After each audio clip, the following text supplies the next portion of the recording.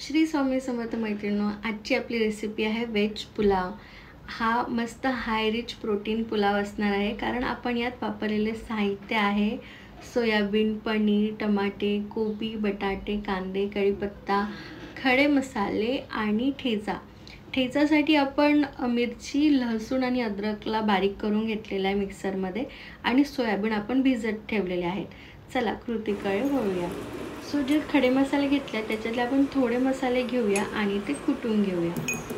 कुटता कुटता आपण कढईमध्ये तेल गरम करूया आणि त्यामध्ये जे आहेत बटाटे छान फ्राय करून घेऊया। मस्त हाय प्रोटीन रिच भात होणार आहे, कारण त्यामध्ये पनीर आहे, सोयाबीन आहे, बटाटे झाले छान सोनेरी होईपर्यंत करून घ्या आणि झाले की आपण त्याला काढून घेऊ आणि त्यामध्ये घालूया पनीर। याला आपण छान फ्राय करून घेऊया सोनेरी होईपर्यंत।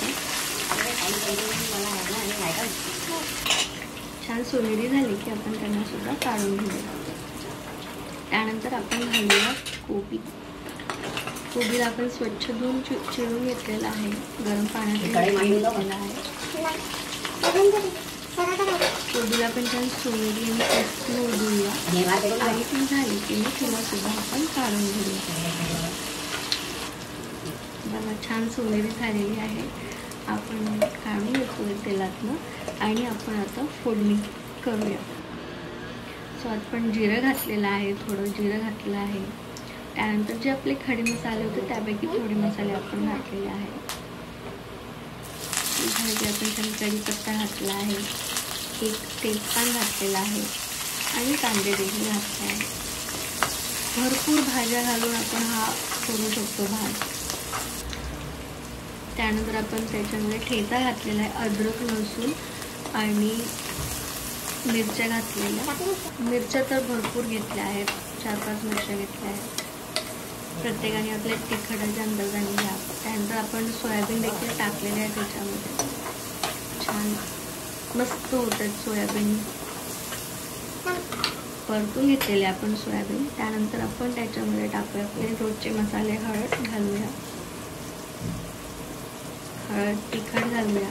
तिखट आपण ठेचा टाकलाय म्हणून तिखट जरा बघूनच घालूया। त्यानंतर जिरा पावडर, धने पावडर घालूया, धने पावडर झाले की आपण जरा टमाटे घालूया आणि छान मिक्स करून घेऊया। आणि त्यानंतर जे आपण तळलेले भाज्या होत्या, जसं आलू म्हणा, कोबी म्हणा, ती घालूया। मस्त मस्त परतून घ्यायचं आपल्याला मसाल्यांमध्ये। बघा किती छान दिसतं कलरफुल भाज्या। त्यानंतर आपण त्यात जरा चवीपुरतं मीठ घालूया।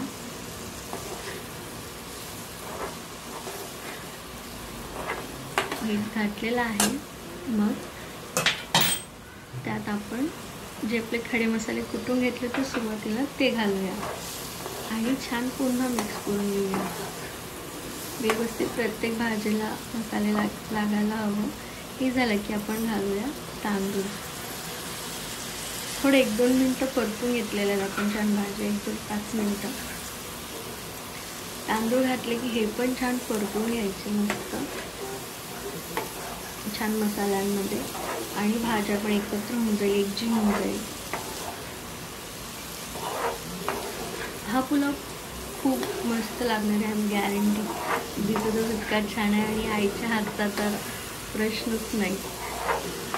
छान आपण एकत्र करून घेतलेला आहे भात, आणि आपण पाणी गरम करायला आधीच ठेवलेलं आहे गॅसवर, म्हणजे वेळ वाया जायला नको।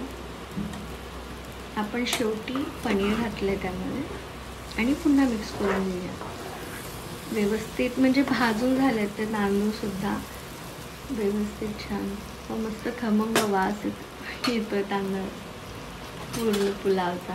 हे झालेलं आहे। आता आपण घालूया त्यात पाणी जे आपण उकळीचं ठेवलेलं आहे।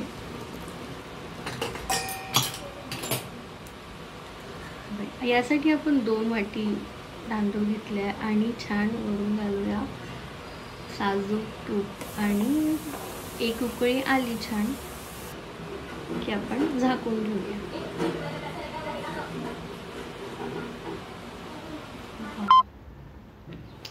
मस्त भात होतो आहे आणि हा भात झालेला आहे.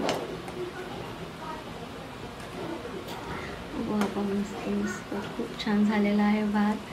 आणि आपण हा सर्व करूया मस्त एक ताकसोबत आणि सलाद पण घेतलेला आहे आणि पापड. मस्त झालेला भात तुम्ही पण करून बघा आणि आवडला तर लाईक करा. थँक्यू.